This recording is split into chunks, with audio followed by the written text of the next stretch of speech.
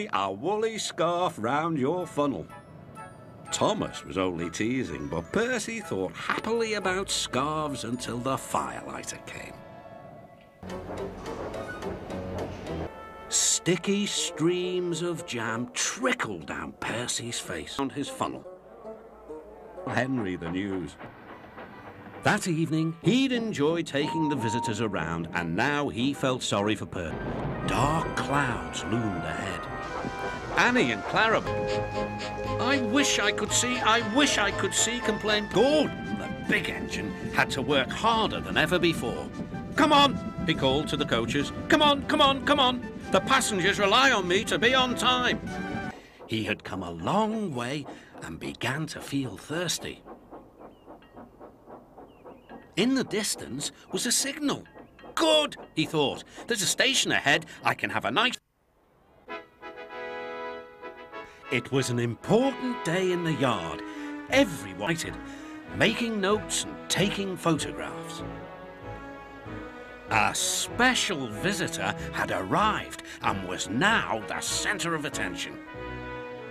Replied Duck. Driver says we can talk to him soon. Oh, said Thomas, he's probably found that the visitor wasn't conceited at all. He enjoyed talking to the other engines. Wheels pounded the rails. He did it, I'll do it. He did it, I'll do it. Gordon's train rocketed past. We are, then, said Gordon. But he said it to himself. Suddenly, Gordon the top of mine is loose. I'd better go slower. But it was too late. Uncomfortable. The cold, he felt silly without it.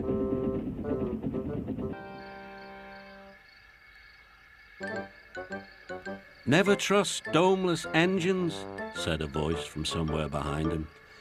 They aren't respectable. Took charge of his new branch line, puffed. Well, you know what they say, laughed his driver. A change is as good as a rest. Noise and dust filled the air.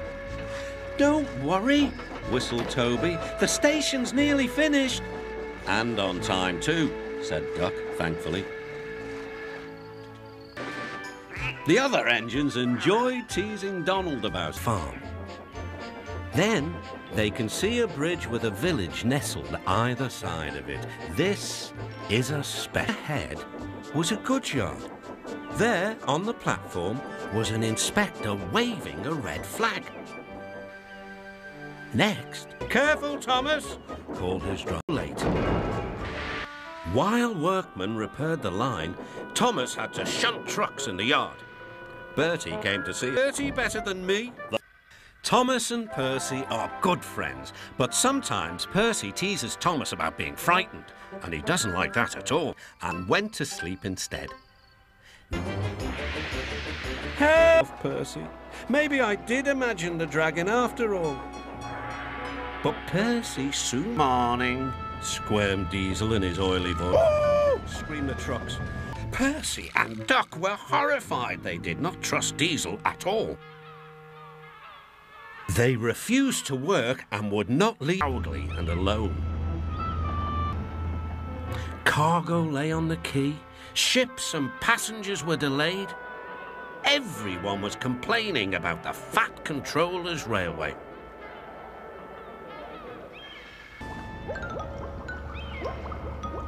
Forest was full of broad oaks and tall pines. Took them to the timber mill, where they would be turned into furniture and other things.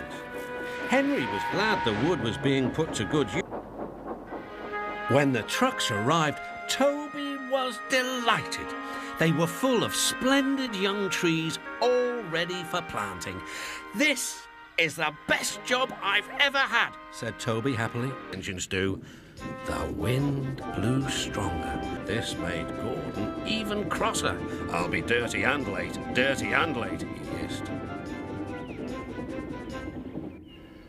So were Gordon's coaches and the passengers.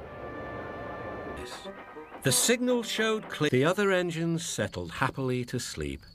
What a clever plan, what a clever plan, he chuffed. Then, you're up early. Oh, you're wrong, sighed Percy. I'm back, tired and late. He rolled into the shed.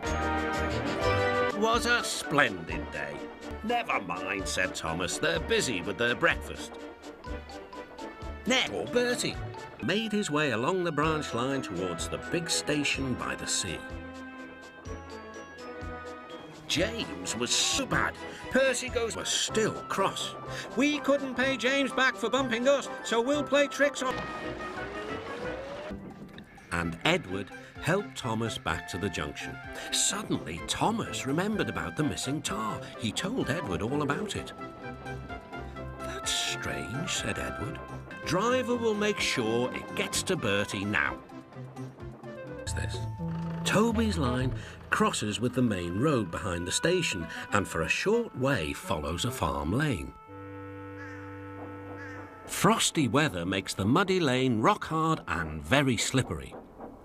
Toby stops before reaching the lane. Bound to be heard. Percy ventured further. He found Mavis, the new diesel engine, resting in the shelled line. The siding arrangements were awkward. To put the trucks were trucks screaming and yelling behind it. I wish there was something I could do for the party, he said.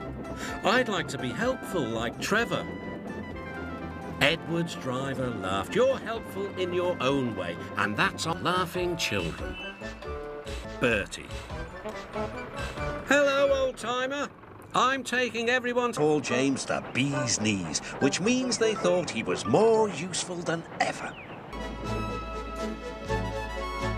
On a clear summer's night, there is no better place to be.